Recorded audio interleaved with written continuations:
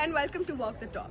I'm your host Drishti Mishra, and today we have Miss Harleen Kaur to share her views on the topic "There is no news coverage on the media today." Well, firstly, hello and welcome Harleen. Nice to have you. My first question to you is, what do you mean by there is no news coverage on the media today? So when I say there is no news coverage today, I mean that media has shifted from reporting facts to creating drama. The focus is no longer on the information and it's all sort of attention grabbing to the customers.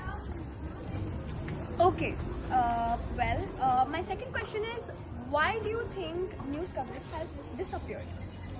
So that's a really great question because media runs on ratings. Instead of reporting real issues, they prioritize sensational stories, controversies, all sort of entertainment perspective. Real journalism gets very overshadowed by the entertainment industry. Well, I mean, understandable, of course. My next question to you is, what type of news do you think gets ignored today, and what, according to you, is real journalism? Serious topic like public health, education, policy changes, environmental issues, economic issues, all of these get very little space and important issues are treated as boring. So I would like to give an example of this. The current situation is in Mizoram, people are facing so much trouble. In Ladakh last year, and the environmental issue that we are facing in Delhi, all of that is covered by influencer in controversies that we saw of Rebel Kit. So all kind of issues are getting more attention from consumer. That's why they are showing it and the rating increases. So these kinds of issues should be there so that what actually happening gets to be discovered.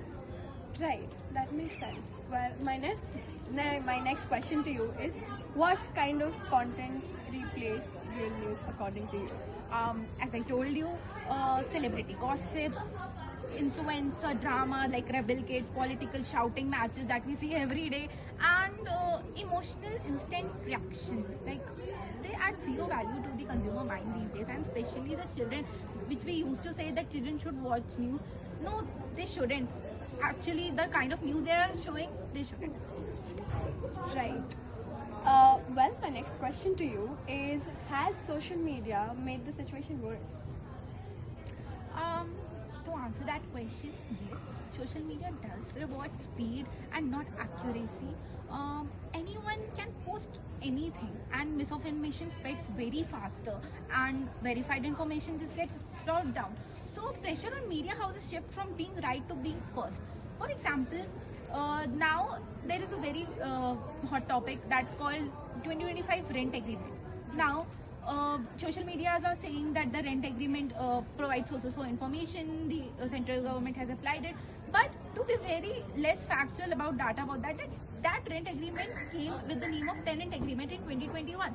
No rent agreement can be issued by the central government, as the state has to apply it for themselves. No central government can force them. So that is an actual news that I would like to share. That's it. So yeah. Well, my last and final question for today's episode: what impact does the lack of real coverage have on society according to you? Oh, that is a great question. I would love to talk about that. People, let's say, stay uninformed. They react emotionally instead of thinking critically, and because of this, public opinion becomes fragile and very easily manipulated. These days, all entertainment industries are surging, and all the smallest gossips have made so much big and shown on the TV just to get attention of the consumer and no actual news that should be provided to the consumer. Well, thank you so much, Harleen, for your views on the topic. It was lovely talking to you, and we will see you soon. Thank you. Bye-bye. Take care. Thank you.